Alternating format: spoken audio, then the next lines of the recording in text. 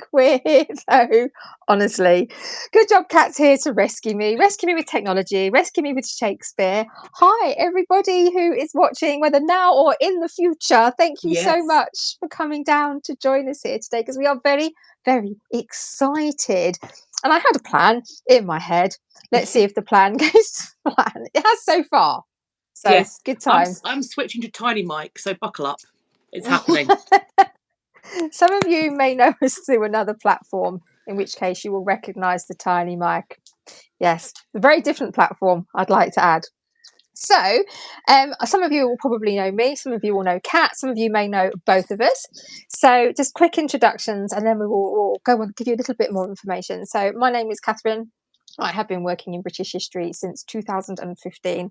I have done lots of different things. I've worked for publishers on magazines, promotions, marketing, social media. I run another project with Kat and another lady called Philippa called History After Dark.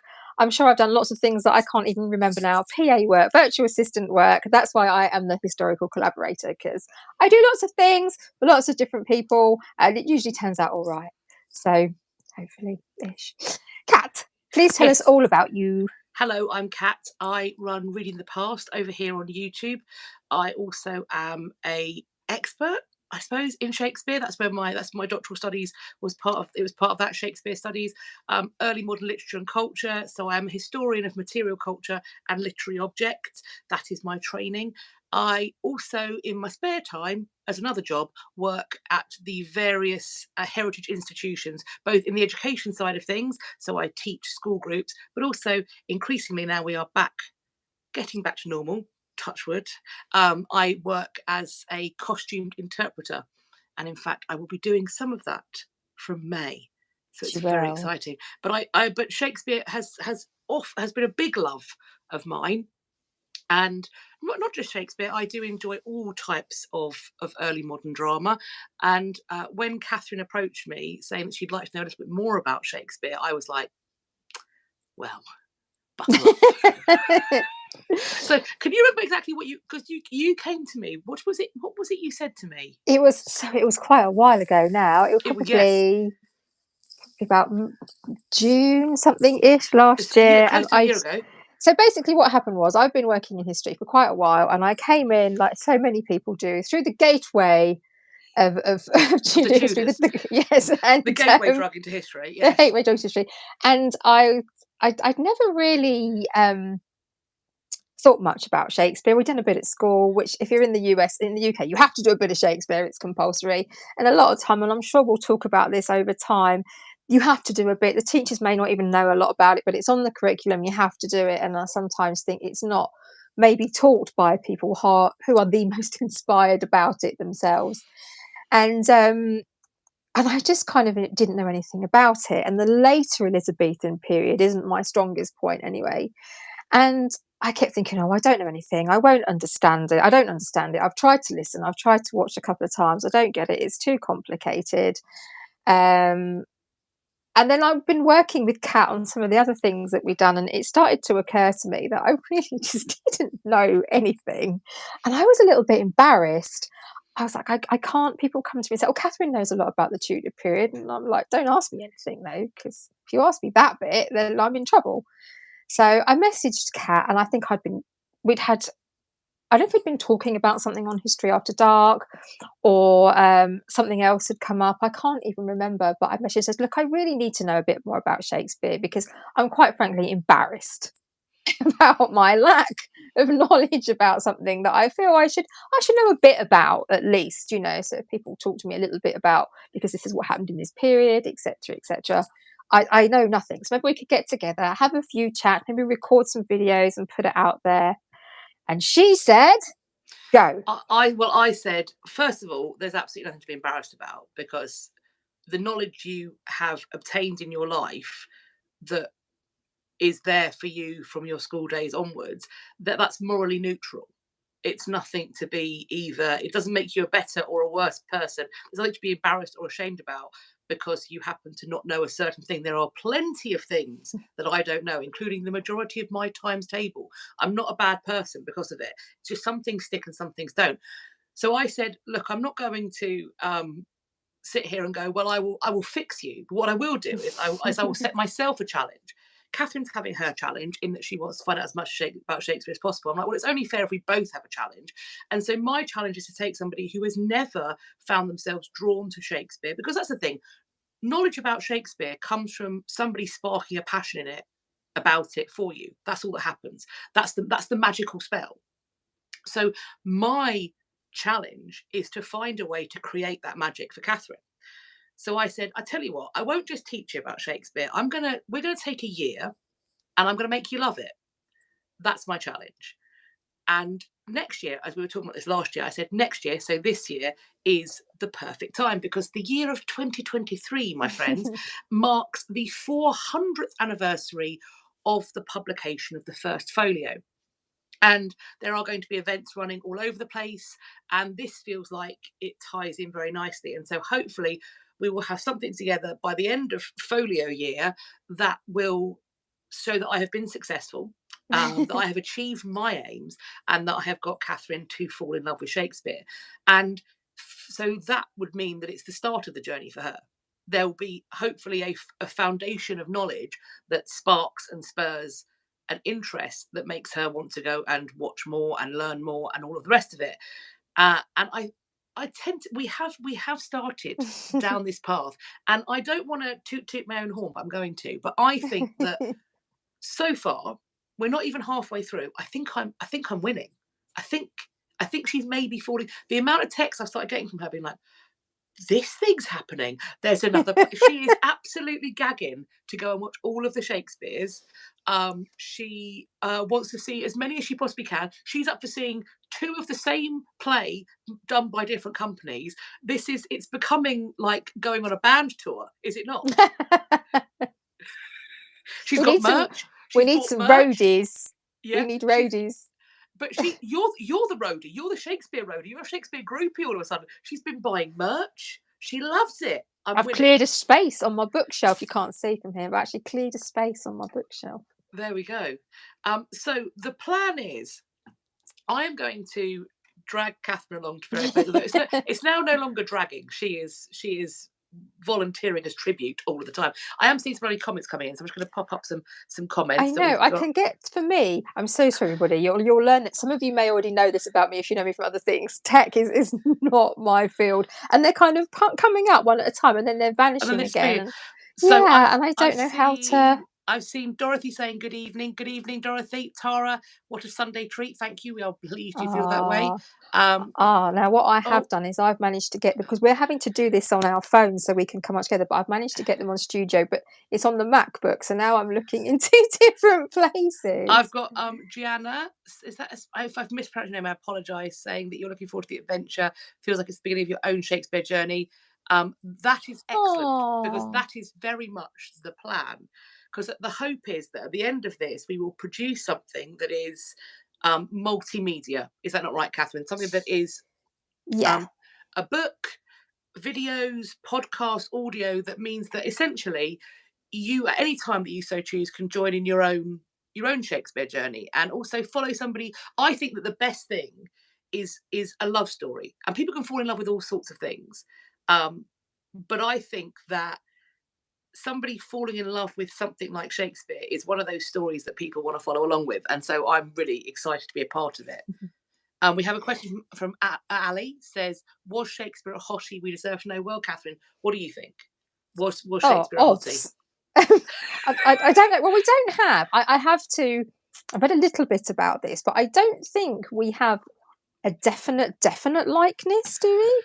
We have some best guesses, and it's hotly debated. Correct? Yes. I've learned something. Yay me! You did.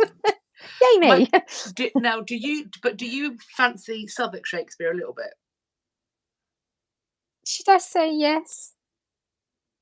I mean, he was a bit louche. Your first thing was he was a bit louche. So in Southwark Cathedral there is a reclining Shakespeare. I like that. I have to say, you did like I did. It. I was a little bit like, he looks like my sort of guy. He was a right sort. I can imagine you nipping over for a cup of tea. I don't drink tea. Let's get that out here now so that you can all star on me about it. Let some of you know this. But you'd nip over and he'd be reclining on a chaise longue. Enter. Kaya enter. says that Shakespeare was married, so back off from Anne's man. Well, I mean, you should probably say that to a number of women in London and possibly some men. I'd like, maybe we could have been good chums. Okay, maybe I could have been his muse. Shakespeare. Well, maybe you could have been another dark lady. A dark lady? What's a dark lady? Well, See, I'm learning all the time. we've got to go to the sonnets at some point, my love. So you have we are currently focusing on the plays. We We're going to do a year of plays, I think, and then I'm going to chuck some sonnets at you, because the sonnets, broadly speaking, are divided into two sections. The first, as they have been put together anyway, the first set are addressed to the lovely boy, and another set are addressed to the dark lady. So there's this kind of homoerotics in the lovely boy, and there is the affection and sexual love and sometimes anger and resentment of the dark lady. The assumption is that the lovely boy is his social superior and that the dark lady is perhaps not, although she may have been. So we will talk about sonnets as well.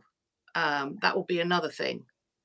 Oh, the quote, I've come across a few quotes. Everyone loves a good Shakespeare quote, but my favourite so far is actually from Sonnet 84, and it's "You alone are you." And I think everyone should remember that about themselves. Yes, that is a nice one. So I really, really like that one. So that's it. That's it. That's my knowledge that I have imparted to you this evening. Well, I hope you've enjoyed that. But that's my favourite so far. But I think part of my struggle, which is what I said to Kat, and I also think there is something that the more you watch and listen and read, the more you start to understand the language, because it's English, but it's very different English. It's not quite as bad as I'm trying to learn French back at the moment. Let's just say I've been more successful at other things in my life than learning French, but that is a completely different language, and you can see where some of the words have come from. So Shakespeare is still English, but it is very different, and obviously because it's written for a play, I'm guessing that maybe it's sort of produced in a slightly different way. Again, do people walk around in the streets talking exactly like that? I don't know, but it's just getting used to the language, and I'm getting there, but sometimes I get a bit lost. That's one of my big things, is like, especially sometimes you have like the monologues that are long, and I get a general gist of what's going on because I've watched the bit that's come already, or I know the story, but I couldn't really tell you. So that's kind of like my biggest challenge probably, is to be able to go in and say, I understood that. I understood all of it. I could follow the longer bits of dialogue and things like that. That's, I think, is my biggest challenge. And what put me off a little bit in the past was just thinking, I'm just going to go. If I go, and I'm going to know what's happening.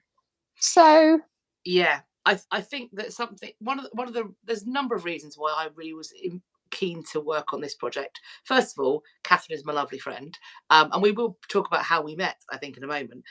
Catherine is my lovely friend, and any excuse to spend time with her is hang out. I'm always grateful for that. I like Shakespeare, and thus any excuse to do that is also a good thing. But I also think that through this project, and through hopefully people following along and watching on afterwards, that there is a recognition that for too long Shakespeare has been a club that certain people feel like they belong to, and others people feel that they are ostracized from, and that in being separate from it, like you said, that's something to be embarrassed about. I wholeheartedly disagree. One of the first things I ever said to Catherine was, if you walk away from a production of Shakespeare, whether you know the play or not, if you walk away not having understood anything that's gone on that stage, that's not your problem. That's the company's problem. Because if the actor knows what they're saying, and if the director recognizes if or not the actor knows what they're saying, then they will be able to communicate that to an audience. It is still English. So if you come away completely confused and befuddled, what that says to me is the actor doesn't know what the words mean either. And if they don't know, then they can't show you. And so it's about finding theatre companies where the actors know the words they're saying. And I think, Catherine, we've had some. Let's just talk about how we met first of all, and then we'll talk about what we've done so far, shall we? Yeah, it was a slightly weird one. So coming into 2021, we were having sort of pandemic, the return, because everything went into lockdown. And there was a new form of social media called Clubhouse, which I don't know if it's still there. Is anyone Yes. on it? I don't know. I haven't been back. I haven't either. But basically, Clubhouse was almost like a live podcast. So it was all audio, and you would go in and a number of people would set up a conversation, and you would come in and listen, and you could go up and be invited to speak and take part in the conversation if you wanted to. So originally there were 4 of us, one of the others being our lovely friend Philippa Lacey Ball. She runs British History Tours, and we do History After Dark with her, and we were invited to come along and take part in this. And so it was just on Clubhouse initially. We didn't know each other at all, but everybody sort of knew the other people involved. And that's how it went. And we went from sort of Clubhouse from there. So we don't do Clubhouse anymore. No. But we have kept History After Dark going on Instagram and now on YouTube as well. So I think that's probably where more people probably know me from there. A lot obviously will know Kat from Reading the Past, her channel here on YouTube. But that's just how it started. It was a real chance. I'd watched your channel before. Here's a funny story. You know, where's you know somebody, Kat, you'll know this story when I hear it. And this is very much, if you think this is a weird story, this is very much what me and Kat like. So, oh God, no, not like that. There's some things you might not see, but see the horror across my face. So that was probably about January, February 2021, and then January 2022. And as I said, I'd seen Kat's channel, I'd watched Kat's channel, I subscribed, and you watch somebody and you see a very different side. And I was like, this lady's amazing. She knows everything. She's very intellectual. She's very clever. And you're really annoyed. Everyone goes, "Oh, do you watch Reading the Past?" "Oh yeah, I love Dr. Kat." And so about the year after, so in January last year, we went to an exhibition at the British Library. And we had lunch. we had lunch across the road before we went in. And she's right. Let's go to the loo. So when I came out in my head, I went, "I've just had a wee with Dr. Kat." Not actually with her. We went in separate toilets. But it's just one of those things where you feel like you've made it a little bit in life. It's just socialising with someone dead fancy. That is ridiculous. I just want to point out that I'm so grateful for that Clubhouse because you and Philippa, although we work together, you have become my actual friends. I think I probably text you more than anybody else. We're constantly messaging, usually about pretty depraved things. We have a lovely time. But yeah, it has been, and we have. This has been good because as well, a lot of our friendship has been, we live really far apart, and so a lot of our friendship has been online, looking at each other through phone screens or computer screens. I think it was Dorothy asked, "Are we using a different streaming software because the hello Dorothy again, saying that you need a t-shirt saying I should have wee with Dr. Kat." That sounds, I feel like I'm going to get a watch list if I allow those t-shirts to be printed, and I don't want to be. I work with children, so I can't have that. But what was I going to say? Dorothy, you said, "Are we on a different streaming software?" And we're through our phones, through YouTube itself. So it could just be the magic of a 4K camera on a smartphone. That might be what you're seeing. And also I have the a new backup phone. of 5G. It's very fancy. It's very we do. We both. I'm looking at this in the screen. We look crystal clear. But the thing about doing this project with you, Catherine, Catherine's First Folio, we've called it, is that you have to hang out with me in person. There is no two ways about it. We have to go to the theatre together. We have to sit down, have a chat, have some food. We're going to have some sleepovers as well. It's going to be. We've got at least 2 sleepovers planned. Very exciting. You have to come and hang out with my kid. Read to my kid. That's happened. That's so cute. Catherine came over, cute. And I just gave her Gabriel and a book, and then me and Jamie just sat there on our phones, being like, "Oh Christ! Oh my God, we can sit down." Catherine can entertain it for a while quickly. Let's go to the pub, shall we? So, where's Mummy and Daddy? I don't know. We're gone now. Gone now. Bye-bye. Oh dear, he's so cute. Oh, make the Well, most of him. They he won't went go he up went too to bed fast. he went to bed at 7, and my husband's just walked out of his bedroom because it's taken him until 10 to 9 to get him to fall asleep. So I feel that I've been there. happy Sunday, everyone. He has been utterly feral this weekend. That's the Something point. in the water. I can see some likes coming in. Do bang a like on this. Please also make sure that you are following the lovely Catherine, because we are going to be putting the content on her channel. That's going to go on the Historical Collaborator, apart from the printed stuff that will go elsewhere. So make sure that you are following, subscribe, bang, hit the bell icon, put stuff in the comments, both in the live chat, and also we love some emojis, all of that kind of stuff. Just the more as we all know, the more engagement, the better it goes. Caius Marcius Correlator says, are there places where Shakespeare's groupie hang out, like Bard Bars or Willie WCs? There should be. There should be. There should be. As it currently stands, it's the Globe and the RSC. So you're either like Southwark or Stratford-upon-Avon. That's where the Bard groupies hang out. Yeah. That's where Catherine hangs out now. Well, I'm going next week. I'm going for a couple of days, so I watch out for me there, because I will do. I know. I'm sorry. It was a bit of a not very long ago decision, so I will be doing. Attempting to do a little bit of a live from there, but I will also be filming some other content as well that will come as part of the whole package later. So there'll be lots as we go along, but there's lots, as Kat said, it was going to come in a lot of sort of media forms. So it's almost like a scrapbook, really. It's sort of the expression that I'm using. So because there will be so many different bits and pieces. There'll be the written text. I've got some transcriptions from some of our very entertaining. But so far, the WhatsApp messages from when I was watching Titus Andronicus. Right. So I will try and keep this like PG. Okay, this project. But the first play that I was taking Catherine to was Titus at the Globe. And then we went to see Richard III, didn't we, last year? But I knew Richard III because I know quite a lot of Ricardians, and I'm quite into the Bosworthy scene and stuff. So I kind of knew that one. That was very much a taster. That was very much a kind of, is this a project that could work? It was from last year, and then you came out of it having enjoyed it. Yeah, and we had a really great conversation, and you were like, right, let's actually do this. So the first proper, this is going to be a thing one, was going to be Titus Andronicus at the Globe. Now, I'm very aware. Baptism of fire! Also, I was very aware there was a previous Titus at the Globe where people were like passing out. They had to have St. John's ambulance because it was so gory that they had people passing out in virtually every show.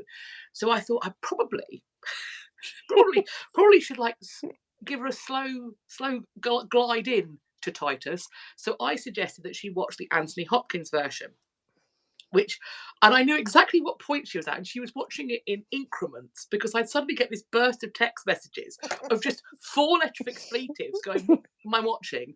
What's going on? What's going to happen next? And I'm like, lol. Tee-hee. He's going to eat him! Yes, ma'am. Yes, ma'am. Spoiler alert. And she messaged me, she went, just to say, it comes with all of the trigger warnings. Every trigger warning you can think of, it's there. And it was. I think it was a moment where you talked about somebody or other as a character, and I just went, don't get attached.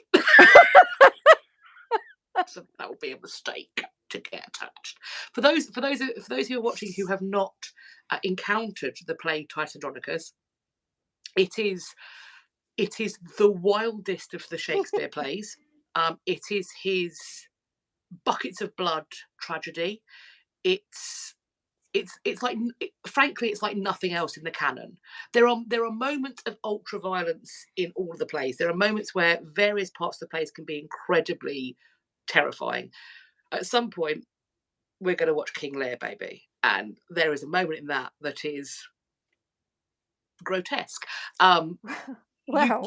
You can do the Scottish play as a buckets of blood production, don't get me wrong, but there is nothing quite like Titus. Well, with King Lear, after we'd sort of talked about doing this, I can't remember if it was before or after we went to see Richard III. I thought, oh, there's loads of stuff on streaming services. I'm going to put something on. I've actually got the TV to myself. If the kids are in bed, my other half's doing something else. So I put it on, and it was King Lear, and it was Anthony Hopkins, and Emma Thompson was in it. Anyway, so I had no clue, what was going on. Okay, none. Anyway, it was quite late at night, and I'm always sleep deprived, and I'd got warm under a blanket. And I had, and anyway, I fell asleep. And when I woke up, I was woken up by my eldest child who had come down seeking snacks and decided it would be funny to sit on my head. Fun. So that's what woke me up. And then by the time he laughed at me and ran off, someone was dead on a pallet. Everyone was crying, and then it was nearly the end. Did you miss? Did you at any point? I missed all of it. I think I just don't really remember anything. Did you hear the line at any point? Out, vile jelly, where is thy lustre now? If I did, I don't remember. You would have remembered that, babe. Oh, There's okay. no way you would not have forgotten that. Kaya says that Title Druggers has the first Yo Mama joke in history. I mean, unless we find an earlier one on a wall of some description, unless there's a secret Yo Mama joke in Chaucer, or the Arthurian romance cycles, or maybe Gilgamesh. Then not, maybe though, there's not though. But that's an excellent point. It's an excellent Yo Mama joke. Well, you see, this is the thing, though. To me, I was thinking, oh, there are the plays, and there, there's this and there's that. I don't know much about the poetry and science, but but then the more discussions that we've had, and it's little things like that, and how many different interpretations there are and continue to be, and the experiments with it. So we went to see Titus, for example. It had an all-female cast. You think, how would that work? But it did. It worked beautifully. And just the different interpretations and where they've come from and what they could mean and the context. It's really so much more. And now I know it seems so obvious. It seems so obvious. We have to do so much in history interpretation with what we've got via what we learn decade on decade, as we find more sources, as we learn more about the people we study and the places we study, and people formulate different opinions based on their work and their conjecture. So of course we're reinterpreting all the time. But to me, I suppose I don't know why, but it suddenly dawned on me that this isn't just because this is words on a page. It doesn't mean that it's obvious what it is. It isn't just that. It could mean this. It could mean that. And so, for example, the other day I tagged you in something on Facebook and said, "Is this true?" And the article, which I have saved because I didn't read all of it, was in Much Ado About Nothing. Nothing is your lady bits. No thing, or maybe more specifically, like, the notion of a hymen, perhaps. Okay, so I didn't. Not that I knew what Much Ado About Nothing was, because I didn't. But then it was very much, that's one possibility. So even in the title, we have this thing that's being debated. And it's one of those really frustrating things. It's a bit like The Prince is in the Tower. We'll never know. No, we won't. But that's what makes it fun, I guess, is that it keeps you. If you know something, there's only so far that it can be discussed and turned over and examined and made a topic of conversation.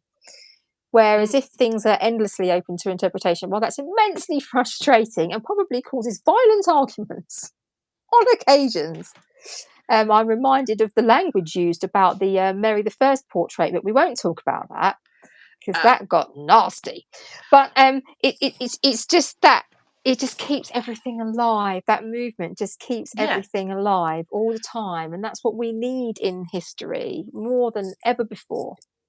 I've got a couple of questions. I do think one of the reasons that it's kind of you were surprised is because we've come to see Shakespeare as a monolith, as one thing, as kind of very RP. There is a definitive Shakespeare. That's something that we get told. Oh, well, so and so's done the definitive Shakespeare, so that will never be again. I've got a couple of questions here. I've got two from Tara. Do I have a favourite play? Catherine, do you have a preference of what play you'd like to see live? If so, why? And then Tara also asks, is there a play documented that is played particularly well or that stood the test of time through the ages well as a popular play? The one that immediately springs to mind that has stood the test of time is Midsummer Night's Dream. I think that's been potentially consistently popular. The other one that has been fairly consistently popular is the Scottish play. But a large part of that, I think, is because, and one of the reasons why Shakespeare takes this penultimate or pinnacle position is because there were at times concerted efforts to essentially put down and supersede him above the other playwrights at the time. One of the most popular plays at the time is Tamburlaine by Christopher Marlowe. That is played up and down the country. There are baptismal records of boys being named Tamburlaine. And why that's fascinating is that Tamburlaine is a Muslim warlord who burns a Quran on stage. He, for Christian boys up and down the country to be named after Tamburlaine is a big deal.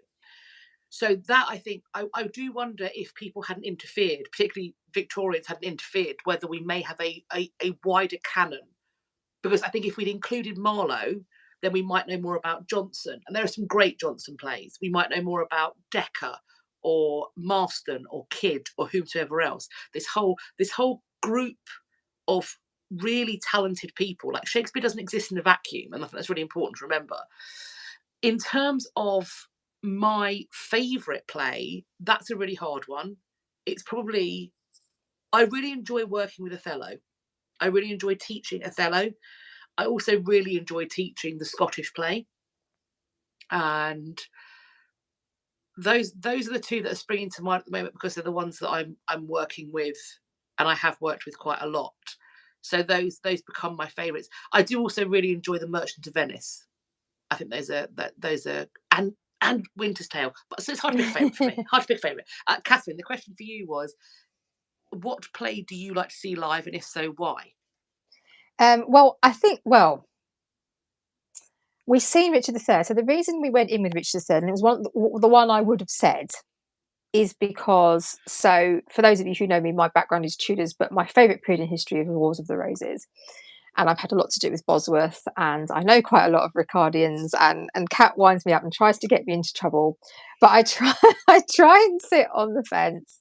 So I've got creosote and splinters in my bum cheeks. And and Henry Tudor is my favourite monarch, Henry VII. I know he had many imperfections before anybody goes, why have you picked him? That's a whole other set of stories. You're allowed to like who you're allowed to like. Yeah. And it was that period in history that really got my love of history. I will tell that story perhaps in my introduction to the project another time when the whole thing's put together. But because of the Ricardian and Henry kind of thing going on, it's the story that I know best. So the feeling was I would come in knowing the story, which would make it easier for me to work out what was going on, because I would know the story, I would know what happened, I would know the characters, the people, if you like. They're not abstract to me, and the relationships. And so because I hear people talk about that and debate about it so much, it was the most relevant to me, and the one I felt that I wanted to see the most as a result. So we did go and see that, and it was incredible. The chap who played Richard was a disabled actor, and he was able to bring sort of quite a lot of his experience to the role, and he was fantastic. They were all fantastic. And that was at the RSC, so that was in Stratford, and that was the first time I've been to Stratford for many, many years. And so now, we went to see Titus Andronicus, which I knew nothing about. We went to see Henry V. So that was really nice. Yeah, he was nice. And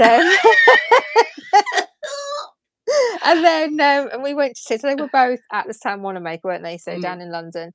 And then I would have suppose, moving on from that, obviously for me, the history is good, because that's sort of like, I work in history, so I'm looking at all of those, because there are other interpretations of stories. I hate that word, but stories that I know, really, they're another take on that, and I can come in to a varying degree, depending on the monarch in question, with a level of knowledge already. So that's fueling something that I already have a passion in. The temptation is to say Macbeth, because I'm not in the theatre, so I'm safe. I have Well, to. we're using I need to get into the habit because Catherine says the word in the theatre, so we only use a Scottish play when we're together to stop her from saying it loudly in auditoriums.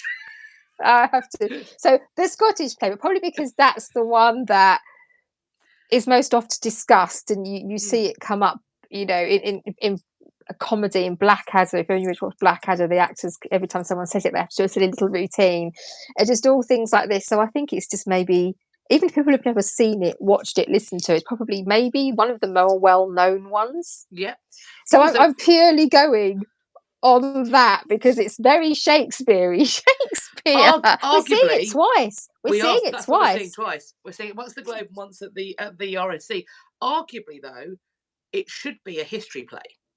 And this is the thing: when people say which would you like, histories, comedies, or tragedies? Well, there's no evidence that Shakespeare thought about his drama in that way. That is very much a thing of the First Folio. That is Hemming and Condell separating up the plays, because in the same way that we list these well-known monarchs as being history plays, but the Scottish play should be in there because that also features in Holinshed's Chronicles. It is also a history play, but it gets popped in the tragedies. So that doesn't. And then we also have the problem plays. We have plays like A Winter's Tale that's down. Is it a comedy? Is it a tragedy? The first half is a tragedy. The second half is a comedy. And at some point, I'm going to take Catherine to Winter's Tale. I'm going to have to ease her into that because that's it doesn't, genre-wise, that is somewhat confusing. But it's a great play. It's fabulous. I ease you in. Last time you eased me in with Shakespeare, I got time to say Andronicus. I mean, yeah, of course. I wished I'd filmed myself watching it because it must have been absolutely bloody classic. Like, yes, the facial expressions probably matched the words I was typing. Oh my god! Don't watch it. Do watch it, but don't watch it. Gianna said, "What's the Shakespeare for Dummies? The first play, so the kind of the easiest place to get into." Well, I will often say that there's a reason why schools tend to put on Midsummer Night's Dream. I often think of Midsummer Night's Dream as being like kid Shakespeare. There's something in there. It's kind of magical. There's fairies and things like that. So I think that's a really good way into the text. But also, we're seeing that, aren't we? In the summer. Yes. There's also the fact of you can find really reduced, cut down versions. Not just the Reduced Shakespeare Company. You can find cut down versions. Maybe the company Shitface Shakespeare will be somewhere near you, and I highly recommend. I'd love that. The team involved in that, I've seen them a number of times. I worked once at a venue that they were at. If you want to see some people who are absolutely consummate Shakespearean performers, because let me be clear, when you have a fringe length performance, which is something like 45 to 50 minutes, so it's not a full Shakespeare, it's a cut Shakespeare, and one of your company is they've been day drinking. And I saw one production where it was a Midsummer Night's Dream, and the lady playing Helena forgot how to do English, even though that was her first language. But she'd been in a touring theatre company and she'd been doing Shakespeare, I think, in Italian. So she just starts delivering her lines in Italian. Marvellous. And the rest of the company has to just try and make this play happen and only last 50 minutes. So they are improvising Shakespeare. They are trying to take swords off of drunk people. There's also, they've given klaxons to members of the audience to get them to drink more in the middle. It is these individuals. Who thought swords was a good idea? Look, if you're it's not always the lads that get drunk. So when there's a great sword fight if they're both sober. If one of them's pissed, they give him a foam sword. I think that's a wise idea. It's a good choice. It's a good choice. Yes, it is. I highly recommend checking out Shitface Shakespeare because I think you would actually be hard pressed to find people who know that text better than them, because they have to do it when there's a drunk cat, quite literally among their Shakespearean pigeons. So there are so many ways to engage with Shakespeare. The other thing that we're going to be doing when we're up in Stratford is we're going to be doing the touristy things, the culture things that connect. So Birthplace Trust, Shakespeare's Schoolroom, the chapel of the Guildhall. So all of those kind of moments and spaces that Shakespeare would have known as a boy, his place of burial at Trinity Church, those are things that we're going to be doing as well to kind of create that culture, that material world in which Shakespeare grew up and worked. I mean, if you're expecting something exceptionally intellectual and highbrow, I'm going to stop you there. There'll be moments of that. There'll be moments of that, but I'm quite colloquial, for want of a better expression. So there is research, and there is culture, and there is all those things. But generally, with me, you get pretty much what you see. So when we're having chats and videos, and I'm transcribing the conversations we've had. So if you don't like me now, you might as well leave. Because this is pretty much what you're going to get, just in a variety of formats. So it won't read like a really, really academic text, which is hopefully a good thing. I think there's I'm trying to make it accessible, because there's a lot of academic Shakespeare. Academic Shakespeare exists. Yeah, but I want it to be accessible because, and I've thought about this more after how you touched on it earlier about maybe it feeling a bit like a club or something, and a conversation we had last time I came down when we went to Shakespeare in the Abbey, which is something that will be talked about. I'm putting together. We had quite a long conversation about that. But it was something that you really gave me to reflect on. I'm going to be recording something about this next week, about why I came into the journey. And this is really part of the journey, was not just me learning and enjoying and doing it, but reflecting on the experience and what it's doing for me. And it really hadn't struck me as much until we had this conversation 2 or 3 weeks ago about what I felt about myself and why I was doing it and how it was making me feel and how I felt that I would be at the end compared to the beginning, and all of these types of things. And I feel that, you know, I kind of came into this thinking, if I can learn all of these things, then I will feel a little bit better. I'm not going to say too much, because I want to sit down and really pick it apart myself. But I think it just feels inaccessible in a number of ways, and because of the different style of language, and sort of like being able to go to the theatre, possibly the money side of things, lots of different reasons which we'll pick apart more. But I think sometimes if things are very, and this can apply, I believe, to history generally, there's so much of a sense of academia about it, and there can be a lot of snobbery in that. And we are moving, not all the time, of course, and we are moving more and more away from these types of things to make lots of things more accessible for people. And vlogs and posts on social media and things are really, really useful for that. But I don't want people to look at this and think, oh, it's going to be Shakespeare, it's going to be dry, it's going to be written in lots of language I don't understand, it's going to be really academic, it's going to be lots of facts and figures and direct quotations. I want to make this something that people can, even if you might not like me at the end of the day, not everybody does, I'm not everyone's cup of tea. I'm aware of that for various different reasons, but we can have it's a lot of it is going to be conversations like this. You can give us your questions and we will have discussions about your questions like this. I know not nothing, but I know very little. I perhaps knew a bit more than I thought I knew, but I don't know much. So if you don't know much either, you're in good company. And if you do, come and tell me, because I need to know. So I want to make this accessible. So it's not going to be lots of dry history. It's not going to be lots of regurgitation of things. I'm going to talk about venues, and I'm going to talk about Shakespeare. I'm going to look into the sort of the proper history of some of these things as part of the presentation.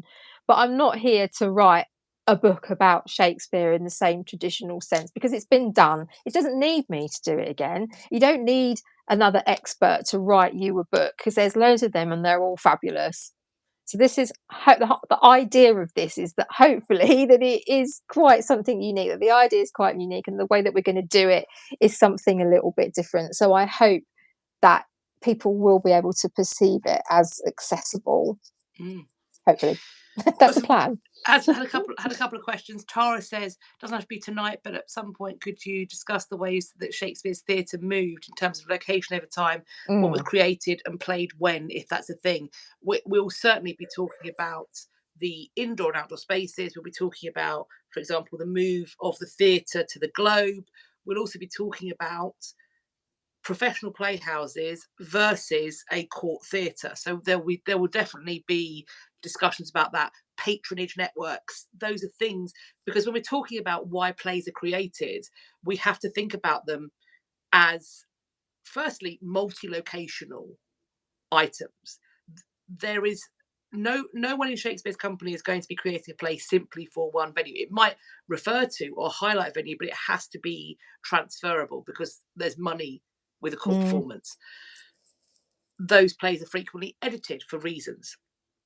We also have to think about who the patron is, because that's going to affect which plays are created. There are plays that are Jacobean plays and they connect to the ideas that the king is going to like. By that time, the company that Shakespeare belongs to are then the king's men. So those kinds of questions that we're going to be discussing and put to people. We also had another question saying, will we be doing this weekly, these chats? Let's go back about an hour and a half in time, and then Kat and I can have that discussion, and then we'll come back and let you know. Yes. It won't be weekly, and I don't. Like, they will occur again, I'm sure, but it may be a question of. I wouldn't even like to say to you, we'll do it once a month, because it could be that we don't do one for a few weeks and then we do two quite close together because we've been and done something and we have a desperate urge to share it with the world.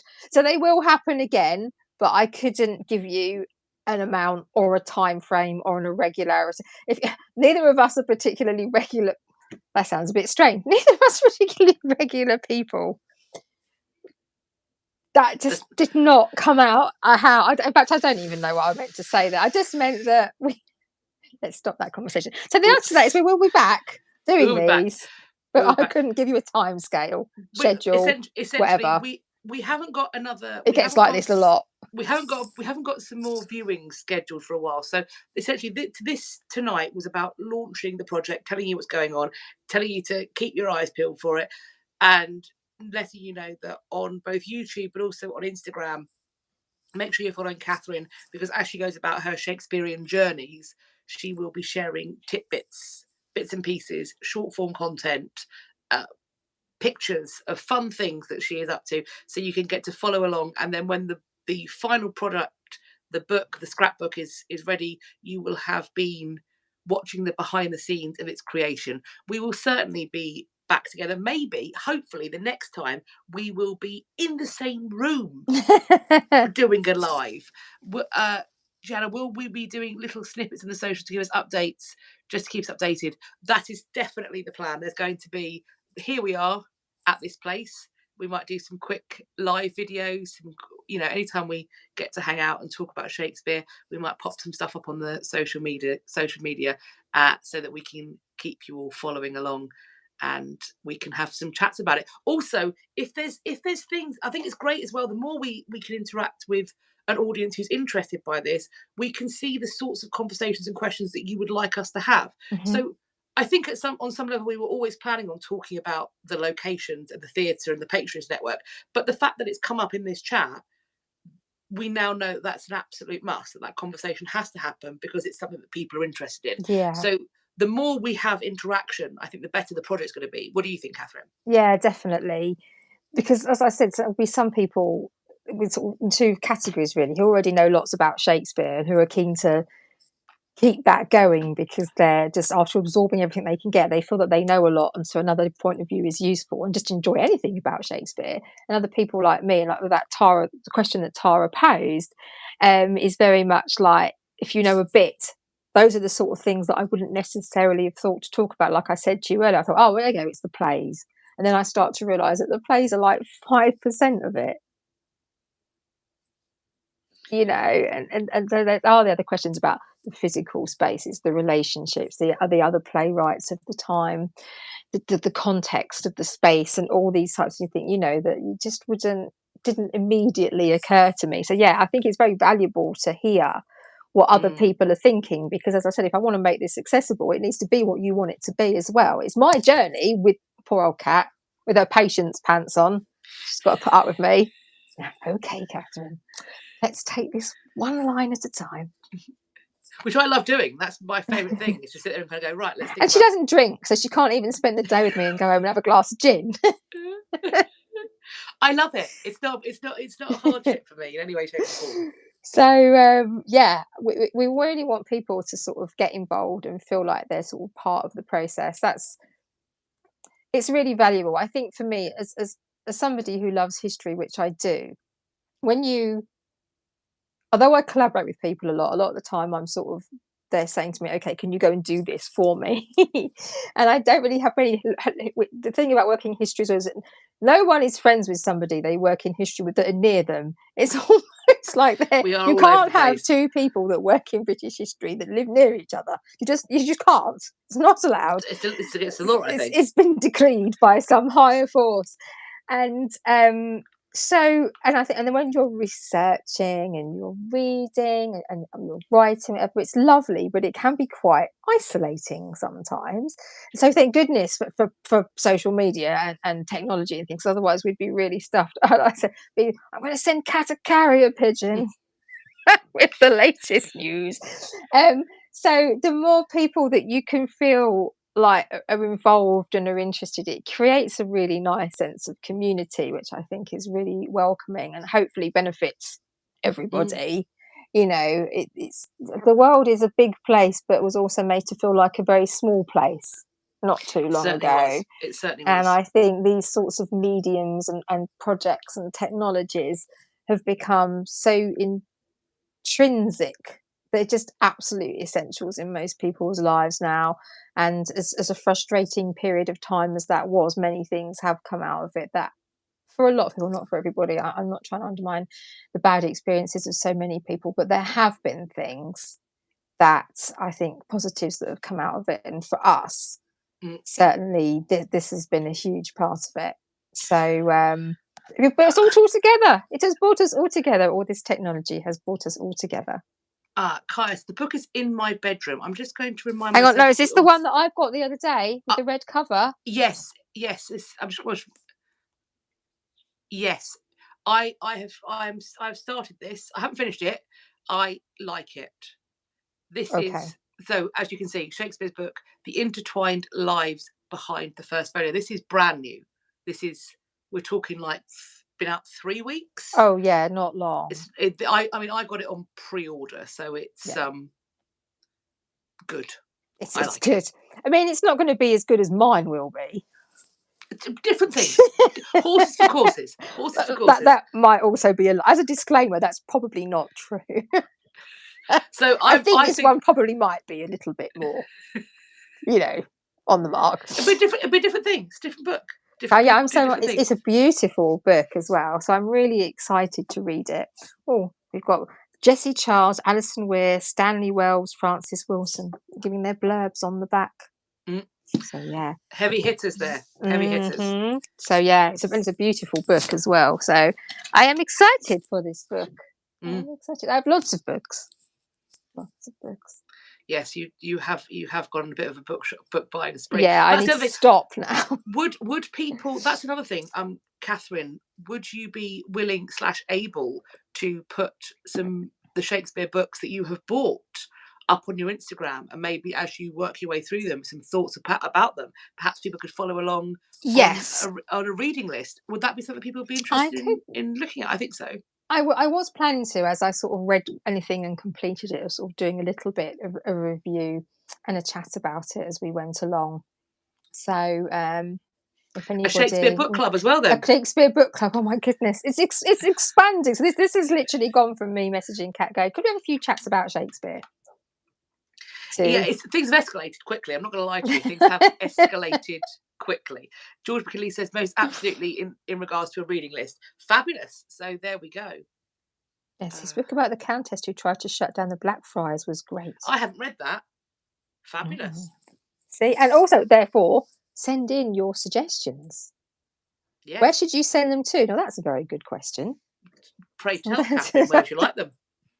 Well, you could send them to me on Instagram. So on Instagram, it's just Historical Collaborator.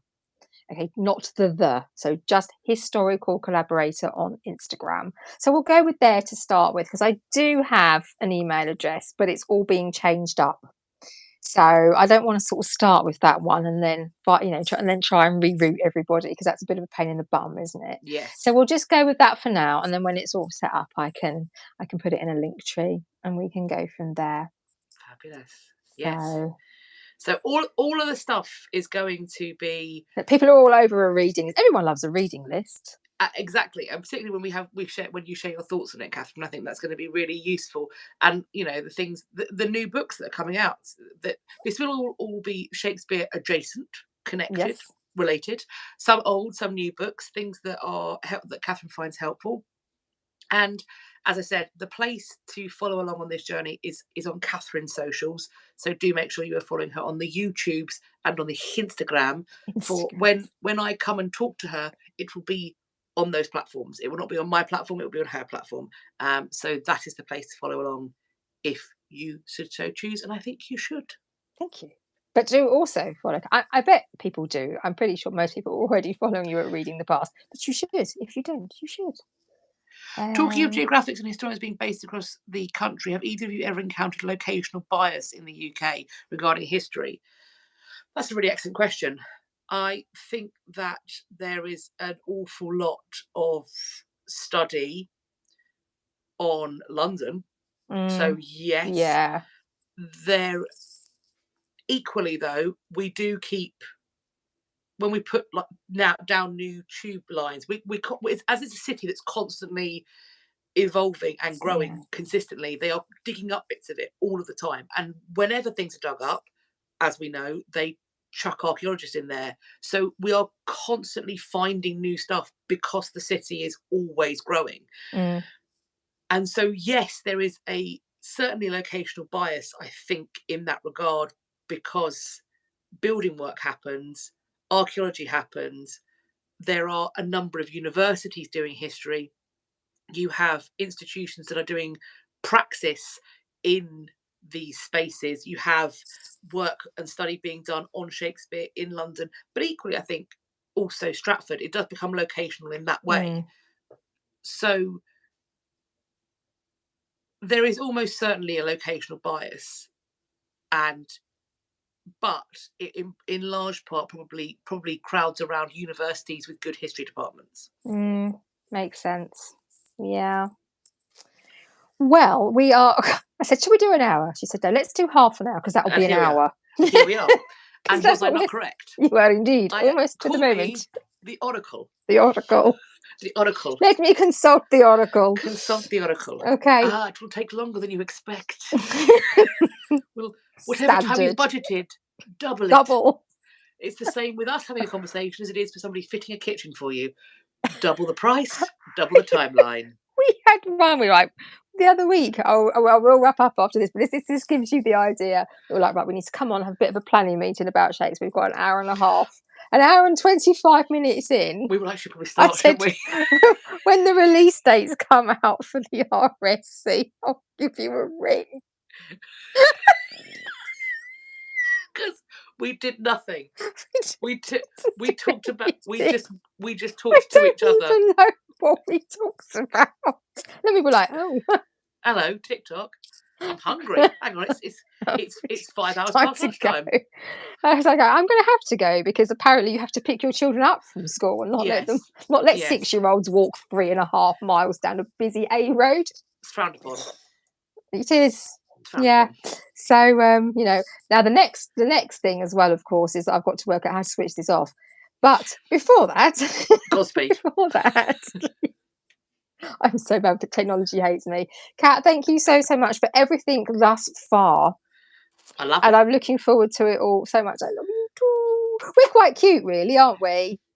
There are people who haven't seen the not cute side of us, but we are quite cute, really. We're quite endearing. I mean, okay.